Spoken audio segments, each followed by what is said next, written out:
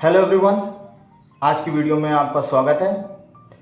तो आज हम जो कॉन्सेप्ट डिस्कस करने वाले हैं उसका नाम है प्ली बार्गेनिंग और हम उसे डिस्कस करेंगे कि उसकी स्थिति इंडियन जुडिशियल सिस्टम में क्या है। That is the topic for today's video, so stay tuned for more knowledge.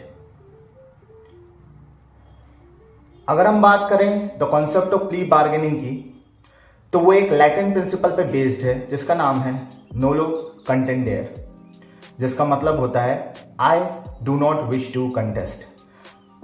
अगर हम बार्गेनिंग के सिंपल मीनिंग को भी अगर पढ़ें तो बार्गेनिंग का मतलब होता है negotiation according to some terms and conditions. आप अक्सर मार्केट गए होंगे, आप किसी दुकानदार के पास जाते हैं और आप किसी भी चीज़ के प्राइस को लेके मोल भाव जब करते हैं, आपको दुकानदार एक प्राइस बोलता है, आप उसके काउंटर में अपनी इच्छा से कि आपको वो प्रोडक्ट किस प्राइस में सूटेबल रहेगा, आप उसके सामने एक प्राइस रखते हैं। अगर वो दुकानदार को अच्छा लगता है तो आप दोनों की एक डील होती है, और अगर नहीं तो वो फिर से आपको एक काउंटर देता है। तो इस नेगोशिएशन को ही सिंपल शब्दों में बार्गेनिंग कहते हैं। अब प्ली बार्गेनिंग क्या होता है, तो इसमें जो एक्यूज्ड होता है वो ये बोलता है कि I wish to plead guilty and I do not wish to contest this case, और उसके बदले में please provide me a lenient sentence, या फिर वो और कोई रिलीफ जो है कोर्ट से मांगता है ऐसा करने के बदले में। तो प्ली बार्गेनिंग सिंपल शब्दों में यही है। अब उसको और डिटेल में आइए हम आगे बढ़ते हैं।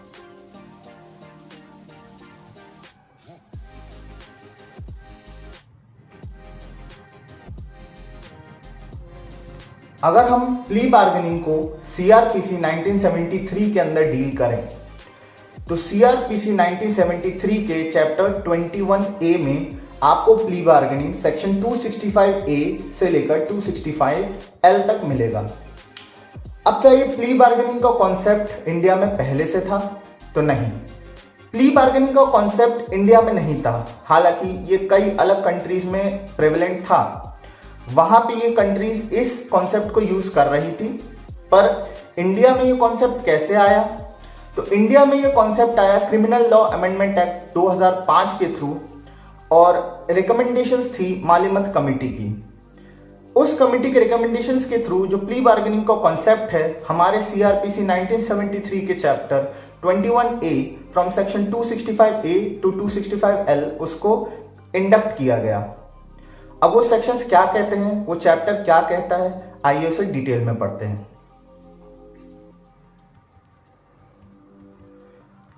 तो अगर हम शुरुआत करें सेक्शन 265A से, जो उस प्ली बार्गेनिंग के कॉन्सेप्ट की एप्लीकेबिलिटी के बारे में बात करता है कि जो प्ली बार्गेनिंग का चैप्टर है वो किन लोगों पे, किन परिस्थितियों पे अप्लाई होगा और किन लोगों पे नहीं होगा, और कुछ परिस्थितियां उसमें एक्सेप्ट की गई हैं।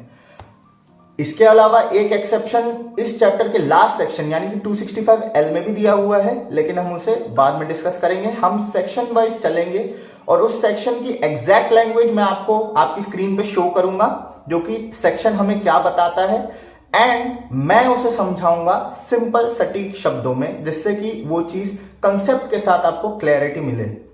आइए देखते हैं। अगर हम सेक्शन 265A ऑफ सीआरपीसी की बात करें तो उसमें चैप्टर के एप्लीकेशन की बात की है, और जो आपके सामने आपको दिख रही है ये सेक्शन की लैंग्वेज है, जो आपको इन्वर्टेड कॉमास के बीच में दिख रही है। उसको अगर मैं सिंपल शब्दों में आपके सामने रखूं तो ये बात करता है प्ली बार्गेनिंग कहां अप्लाई होगा, प्ली बार्गेनिंग कहां अप्लाई नहीं होगा। अगर हम प्ली बार्गेनिंग कहां अप्लाई होगा उन जगहों की बात करें तो उसको सिंपल शब्दों में, ध्यान से सुनिएगा, सिंपल शब्दों में कह रहा हूं, जहां पे जो पुलिस केस का मामला है, दो तरह के केस हैं यहाँ पे। जो क्राइटेरिया है, दो तरह के केस है, एक होता है पुलिस केस पे रजिस्टर्ड, एक होता है कंप्लेंट केस पे रजिस्टर्ड। कंप्लेंट केस यानी कि जिनका कॉग्निजेंस मजिस्ट्रेट सीधे लेते हैं, मजिस्ट्रेट की कॉग्निजेंस लेने की पावर सेक्शन 190 सीआरपीसी में दी हुई है, और कंप्लेंट्स आप जो मजिस्ट्रेट्स को करते हैं वो सेक्शन 200 सीआरपीसी के अंदर करते हैं। एक वो तरीका होता है और एक जब आप पुलिस के पास एफआईआर करते हैं और पुलिस उसमें इन्वेस्टिगेशन करके जब चार्जशीट कोर्ट के सामने पेश करती है, एक वो तरीका है। हम दोनों ही सिनेरियोस को यहाँ पे डिस्कस करेंगे। पहला सिनेरियो, जब पुलिस जो है वो चार्जशीट सबमिट करती है कोर्ट में, तब तो यहाँ पे जब एक्यूज के अगेंस्ट पुलिस जो है चार्जशीट पेश करती है एक अपराध के लिए, अब यहाँ पे अपराध कौन सा नहीं होना चाहिए, तो जिस भी अपराध से एक्यूज को चार्ज किया गया है वो पनिशेबल विद डेथ नहीं होना चाहिए, उसकी पनिशमेंट इम्प्रिजनमेंट फॉर लाइफ नहीं होनी चाहिए और ना ही उसकी पनिशमेंट 7 साल से ज्यादा की होनी चाहिए। इससे आपको एक चीज पता चल जाती है कि जो प्ली बार्गेनिंग का कॉन्सेप्ट होता है वो सिर्फ उन्हीं अपराधों के लिए अप्लाई होगा जहां पे जो पनिशमेंट है वो 7 साल तक या 7 साल से कम हो। 7 साल के ऊपर जिनकी सजा 7 साल के ऊपर है, लाइफ इम्प्रिजनमेंट है या डेथ पेनल्टी है, वहां पे प्ली बार्गेनिंग का कॉन्सेप्ट अप्लाई नहीं होगा। आगे देखते हैं। अब वहां, और ये तो हो गई एक चीज। अब दूसरी चीज हो गई कंप्लेंट केस की बात करते हैं। कंप्लेंट केस में जहां पे मजिस्ट्रेट जो किसी अपराध का कॉग्निजेंस लेता है, संज्ञान लेता है, वहां पे भी यही बात की, अदर देन एन ऑफेंस, ऐसे अपराधों को छोड़कर जिनकी सजा डेथ हो, इम्प्रिजनमेंट फॉर लाइफ हो या फिर 7 साल से अधिक इम्प्रिजनमेंट उसकी दी हुई हो, इन सबको छोड़कर इन स्थिति में प्ली बार्गेनिंग का कॉन्सेप्ट अप्लाई होगा। लेकिन उसमें लास्ट में एक लाइन दी गई है सेकंड पॉइंट में कि कंप्लेनेंट और विटनेसेस को एग्जामिन करने के बाद सेक्शन 200 सीआरपीसी, जैसा कि मैंने आपको बताया सेक्शन 200 सीआरपीसी के अंदर ही आप जो है मजिस्ट्रेट को डायरेक्ट कंप्लेंट जो करते हैं, जिसे हिंदी में परिवाद कहते हैं हम, तो वो चीज उस कंप्लेंट के अंदर जब कंप्लेनेंट का एग्जामिनेशन हो जाता है, उसके जो विटनेसेस हैं उनका एग्जामिनेशन हो जाता है, देन उसके बाद ये जो बात लिखी हुई है ये काम में आती है।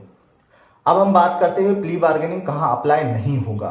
तो पहले पॉइंट में आपको बता ही दिया हूं, एक बार उसको पॉइंट बाय पॉइंट हम उसे देख लेते हैं। तो पहला तो मैंने आपको बता दिया, जहां 7 साल से ज्यादा की सजा दी गई है वहां पे आपको प्ली बार्गेनिंग नहीं मिलेगा। देन अगर जो अपराध है आपने किसी औरत के अगेंस्ट किया है या फिर कोई ऐसे बच्चे के साथ किया गया है जो 14 वर्ष से कम आयु का है।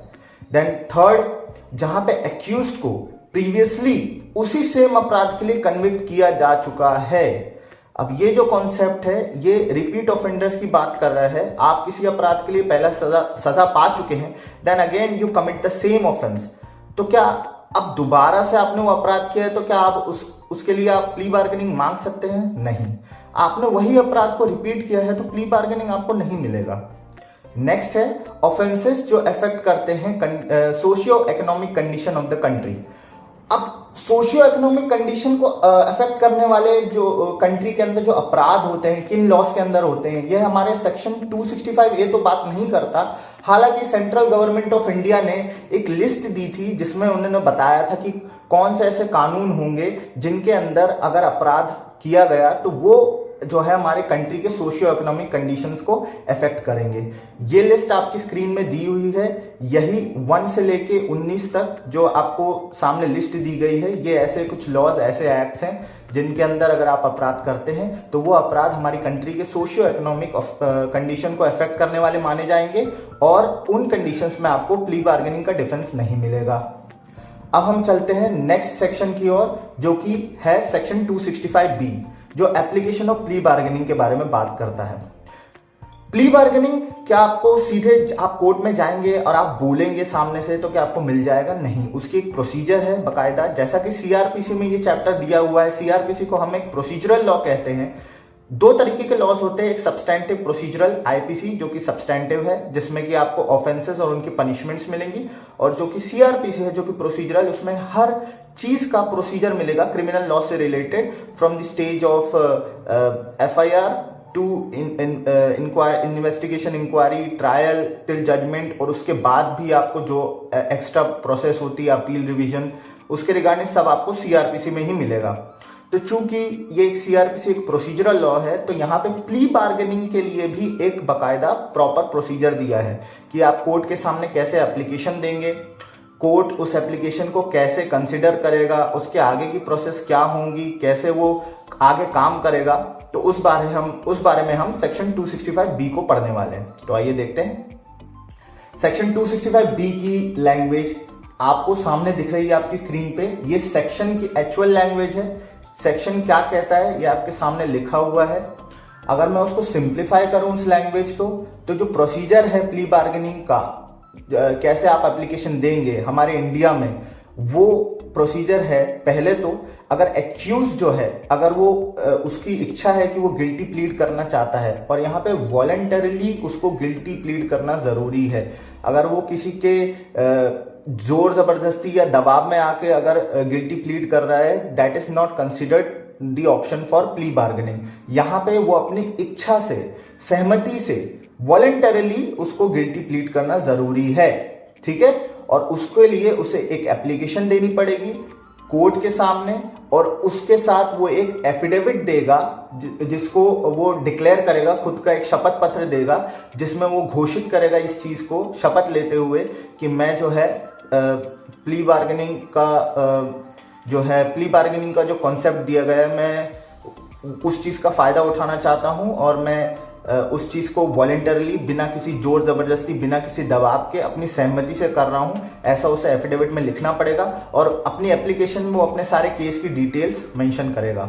सेकंड है, उसे पता है कि जो नेचर ऑफ सेंटेंस है उसके अपराध के लिए, जो उसने अपराध किया गया है उसकी सजा क्या है, उसे सारी चीजें पता है, तभी वह प्ली बार्गेनिंग का प्ली बार्गेनिंग के लिए अप्लाई कर रहा है। देन नेक्स्ट है, उसे ये भी डिक्लेयर करना पड़ेगा कि वो उसी सेम अपराध के लिए प्रीवियसली कन्विक्ट नहीं हुआ है। आगे क्या होगा, एप्लीकेशन और एफिडेविट मिलने पे जो कोर्ट है वो पब्लिक प्रोसिक्यूटर और कंप्लेनेंट को नोटिस भेजेगा। पब्लिक प्रोसिक्यूटर और दी कंप्लेनेंट, जो चूंकि क्रिमिनल केसेस में जो ट्रायल होता है वो कंप्लेनेंट की ओर से पब्लिक प्रोसिक्यूटर ही कंडक्ट करता है कोर्ट्स में, और एक्यूज्ड के लिए उसको अपना एडवोकेट हायर करना पड़ता है। हालांकि हमारे यहाँ लीगल एड की सुविधा भी है, हमारे सीआरपीसी में भी वो चीज़ दी है, और हमारे भारत का संविधान भी वो चीज़ हमें देता है। उसके लिए भी एक पूरा प्रोसेस होता है, वो हम किसी और वीडियो में डिस्कस करेंगे। और चूंकि आज हम प्ली बार्गेनिंग की बात कर रहे हैं तो हम आगे बढ़ते हैं। अब आगे जब ट्रायल कोर्ट नोटिस देगा पब्लिक प्रोसिक्यूटर और द कंप्लेनेंट को, उसके बाद एक डेट फिक्स करेगा जो कोर्ट है अपीयर होने के लिए। पब्लिक प्रोसिक्यूटर एक्यूज्ड आमने सामने दोनों को अपीयर होने के लिए एक डेट फिक्स करेगा। Then the court shall examine the accused in camera and satisfy himself that the accused has given his application voluntarily and he is eligible for presenting such application. And last, if the court finds that the accused has not given his application voluntarily or he has been convicted earlier for the same offense, then the application shall be rejected and the case shall be sent back for regular trial. आपने plea bargaining के लिए apply किया था, आपकी वो application अगर किसी कारणवश रिजेक्ट हो जाती है, then you have to proceed with the regular trial. आपके पास फिर कोई ऑप्शन नहीं बचता है। नेक्स्ट सेक्शन की ओर चलते हैं, section 265C, guidelines for mutually satisfactory disposition. Section 265C बात करता है म्यूचुअली सेटिस्फैक्ट्री डिस्पोजिशन की। इसकी सेक्शन की लैंग्वेज जो है वो बेसिकली सेक्शन 265B के सबसेक्शन 4 की क्लॉज A के अंतर्गत म्यूचुअली सेटिस्फैक्ट्री डिस्पोजिशन की बात करता है। एक बार सेक्शन 265 के क्लॉज सबसेक्शन 4 के क्लॉज A को हम एक बार देख लेते हैं। सबसेक्शन 4 of 265B बोलता है when the public prosecutor or the complainant of the case, as the case may be, and the accused appear on the date fixed under subsection 3, the court shall examine the accused in camera where the other party in the case shall not be present to satisfy itself that the accused has filed the application voluntarily, and where, अब ये clause A 265B के subsection 4 के clause A, the court is satisfied that the application has been filed by the accused voluntarily, it shall provide time to the public prosecutor or the complainant of the case as the case may be, and the accused to work out a mutually satisfactory disposition of the case, which may include, अब उस mutually satisfactory disposition के अंदर क्या क्या आएगा, giving to the victim by the accused compensation, या तो accused victim को compensation दे दे। म्यूचुअली सेटिस्फैक्टरी डिस्पोजिशन एक तरीके का आपस में लोग दोनों पार्टीज कॉम्प्रोमाइज कर रहे हैं, एक्यूज्ड और विक्टिम, और उस कॉम्प्रोमाइज करने के ही तरीकों को इस सेक्शन में बताया गया है। म्यूचुअली सेटिस्फैक्टरी डिस्पोजिशन, म्यूचुअली सहमति से अपने केस को सुलझाना। तो उसमें क्या था, पहला तो हो गया या तो एक्यूज विक्टिम को कंपनसेशन दे दे या फिर और साथ में अदर एक्सपेंसेस दे दे जो विक्टिम ने इनकर किए उस केस को प्रोसीड करते हुए आगे, और फिर उसके बाद जो है कोर्ट जो है डेट फिक्स करेगा। ये था क्लॉज ए आपके सेक्शन 265B सबसेक्शन 4 का clause A.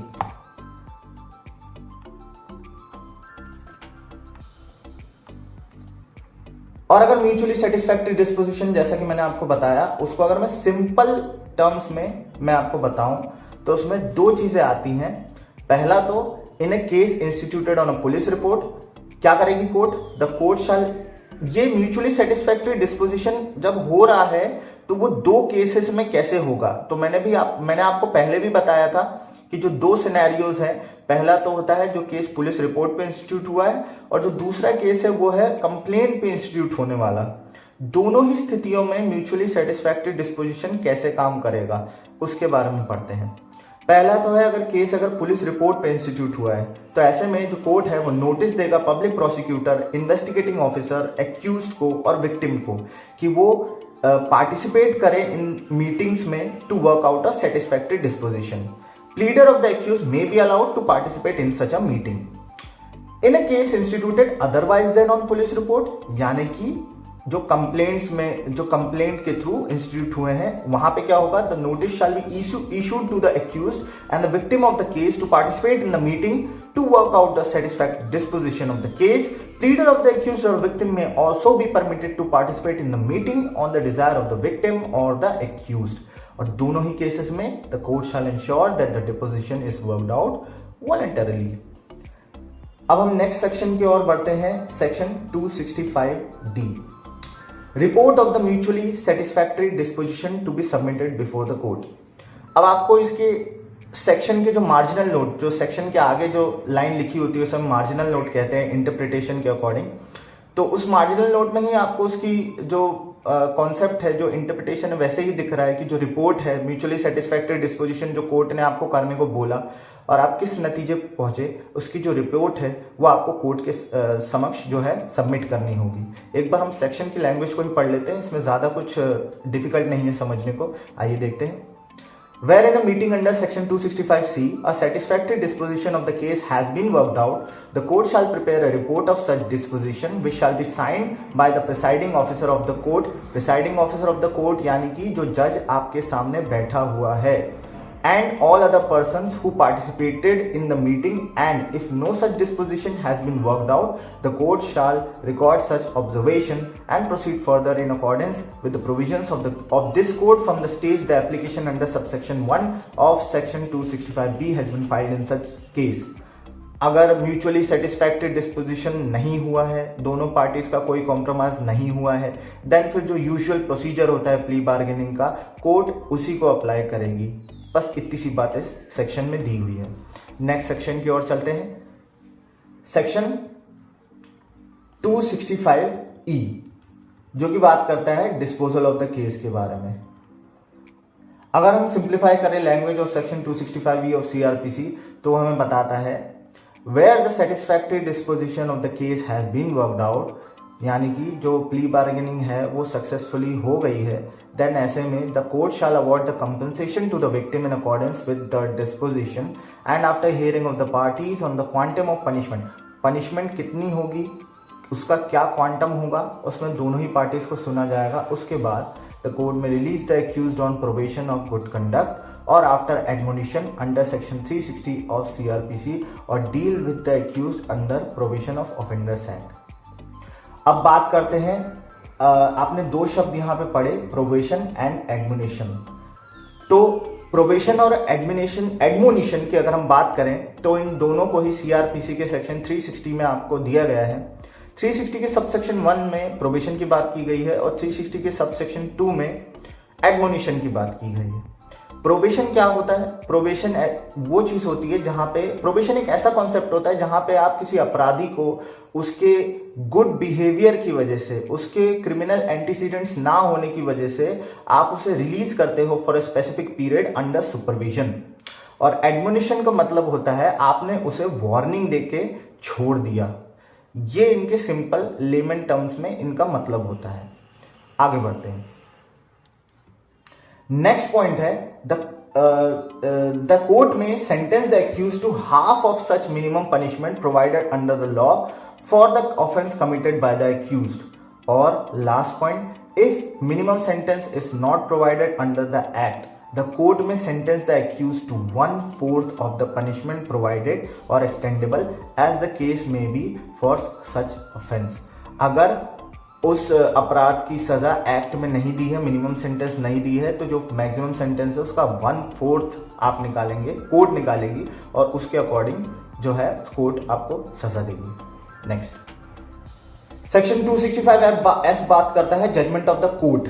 As per section 265F of the CRPC, court shall deliver its judgment in terms of section 265E in the open court and the same shall be signed by the presiding officer of the court. Next section, section 265G, finality of the judgment. Section 265G of CRPC ये बोलता है the judgment delivered by the court under section 265G shall be final, और उसकी कोई भी appeal नहीं होगी except special leave petition under article 136, writ petition under articles 226 and 227 of the constitution of India shall lie in any court against such judgment. अब यहां पे आपने 3 एक्सेप्शंस पढ़े। पहला है article 136, article 226 and article 227 of the Indian constitution. मैंने इनके बारे में गहराई में अभी इस वीडियो में बात नहीं करूंगा क्योंकि हम प्ली बार्गेनिंग का टॉपिक डिस्कस कर रहे हैं, लेकिन फिर भी मैं एक ओवरव्यू दे देता हूं। आर्टिकल 136 बात करता है स्पेशल लीव पिटीशन की, जो सुप्रीम कोर्ट की एक पावर होती है जहां पे आप किसी भी कोर्ट ऑर्डर जजमेंट डिक्री के खिलाफ सुप्रीम कोर्ट के सामने जाके अपील कर सकते हैं और सुप्रीम कोर्ट से रिलीफ मांग सकते हैं।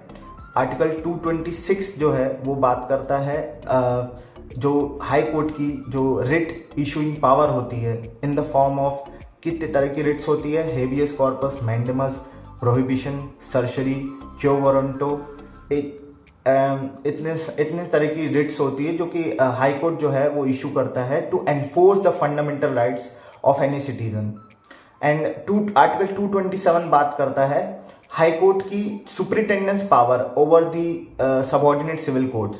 ये जनरल शब्दों में मैंने आपको वो आर्टिकल किस बारे में बात करते हैं, चूंकि उनको मेंशन इस सेक्शन में किया गया, मैंने आपको बता दिया। आगे बढ़ते हैं। सेक्शन 265I बोलता है period of imprisonment undergone by the accused to be set off against the sentence of imprisonment. As per section 265 of CRPC, the provisions of section 428 shall apply for setting of the period of detention undergone by the accused against the sentence of imprisonment imposed under this chapter and in the manner as they apply in respect of the imprisonment under other provisions of this code. What is set off? Set off क्या है? तो उसके लिए मैंने आपके सामने एक example दिया गया है। तो उसके अकॉर्डिंग मान लीजिए let us take an example of a theft case जहाँ पे एक्यूज को सेंटेंस किया गया रिगरस इम्प्रिजनमेंट फॉर 2 years और 5 रुपये फाइन देने के लिए, और अगर वो 5 रुपये फाइन नहीं देता है तो उस पेमेंट ऑफ फाइन के डिफॉल्ट में उसे सिंपल इम्प्रिजनमेंट 3 months की दी जाएगी। यहाँ पे अगर प्रिजनर ने जो है पुलिस कस्टडी या तो जुडिशियल कस्टडी में ऑलरेडी कुछ डिटेंशन सर्व कर चुका है उसकी केस की पेंडेंसी के दौरान, तो 428 सेक्शन CRPC के according that period will have to be deducted from the sentence awarded to the accused, and after deducting the under trial period the said prisoner is liable to serve the remainder portion of the sentence apart from the fine sentence, और इसी deducting process को हम कहते हैं set off. Next section है section 265J जो कि savings की बात करता है। As per section 265J of the CRPC, the provisions of this chapter shall have effect notwithstanding anything inconsistent therewith contained in any other provisions of this code। अभी पहले यहाँ तक समझते हैं। तो इस सेक्शन के अकॉर्डिंग जो प्ली बार्गेनिंग के चैप्टर में जो जो चीजें दी गई हैं उनका इफेक्ट होगा भले ही वो और किसी प्रोविजन जो CRPC में दिया हुआ है उससे इनकंसिस्टेंट हो, यानी कि जो प्ली बार्गेनिंग के चैप्टर है वो प्रिवेल करेगा ओवर एनी अदर प्रोविजंस जो कि इस चैप्टर से इनकंसिस्टेंट है CRPC में दिए हुए। एंड आगे nothing in such other provision shall be construed to constrain the meaning of any provision of this chapter, यानी कि कोई भी अन्य प्रोविजन जो सीआरपीसी में दिया हुआ है वो चीज अगर भले इनकंसिस्टेंट हो लेकिन प्ली बार्गेनिंग में दिए गए प्रोविजंस को कंस्ट्रेन नहीं करेगी किसी भी तरीके से। एक्सप्लेनेशन उसका कहता है, for the purpose of this chapter expression public prosecutor has the meaning assigned to it under clause U of section 2 and includes an assistant public prosecutor appointed under section 25। Next पढ़ते हैं section 265K, statements of accused not to be used as per section 265K of the CRPC, notwithstanding anything contained in any law for the time being in force, the statements of facts stated by an accused in an application for plea bargaining filed under section 265B shall not be used for any other purpose except for the purpose of this chapter। उसके नीचे ही मैंने लिखा हुआ है, the section provides the accused against protection against self incrimination। self incrimination क्या होता है? protection from anything said or done that shows that you are guilty of a crime. अपने ही अगेंस्ट गवाही देना, ऐसी कोई बात बोल देना जो आपके अगेंस्ट यूज हो जाए, वो उसके अगेंस्ट आपको यहाँ पे प्रोटेक्शन मिलता है। Any statement made by the accused in his application for plea bargaining can not be used for any other purpose. Last, जैसे कि मैंने आपको बताया था, एक एक्सेप्शन और है प्ली बार्गेनिंग के चैप्टर का जो कि सेक्शन 265L में दिया हुआ है। तो 265L सेक्शन कहता है non application of the chapter as per section 265L of the CrPC. ये हमें सेक्शन बताता है कि प्ली बार्गेनिंग कहाँ पे और अप्लाई नहीं होगा। Nothing in this chapter shall apply to any juvenile or child as defined in clause K of section 2 of the juvenile justice care and protection of children act 2000। हालांकि आजकल हमारी country में juvenile justice act 2015 चल रहा है, लेकिन बात अभी भी वही सेम है जो सेक्शन 265L में दी हुई है। अब हम आगे बढ़ते हैं। अब मैं आपकी स्क्रीन के सामने कुछ रेलेवेंट केस लॉ शो कर रहा हूं जो कि हमारे जो प्ली बार्गेनिंग का कॉन्सेप्ट है उसके लिए बहुत ही लैंडमार्क केसेस हैं, बहुत ही लीडिंग लॉज हैं जिनके थ्रू प्ली बार्गेनिंग हमारी कंट्री में आया और कैसे उसके बारे में कोर्ट के व्यूज़ थे, कभी पॉजिटिव कभी नेगेटिव, वो सभी व्यूज़ आपको इन केस लॉज में मिल जाएंगे। इतना ही आज की वीडियो के लिए। आई होप कि आपको प्ली बार्गेनिंग के बारे में ज़्यादा कुछ नहीं तो थोड़ा बहुत ही समझ में आया हो। प्ली बार्गेनिंग एक बहुत ही सिंपल सा कॉन्सेप्ट है, अगर उसे हम ओपन माइंड के थ्रू हम समझें और एक बार खुद भी अगर हम उसे सीआरपीसी के सेक्शन 265A 265L तक अगर हम पढ़ लें तो वो बहुत सिंपल सा कॉन्सेप्ट है और हमें आसानी से समझ आ जाएगा। लेकिन आई होप कि आपको मेरा ये वीडियो अच्छा लगा हो एंड आई होप कि आपने इस वीडियो को ध्यान से देखा हो, सारी चीज़ें समझी हो। And thank you for your patience and thank you for watching this video. Thank you.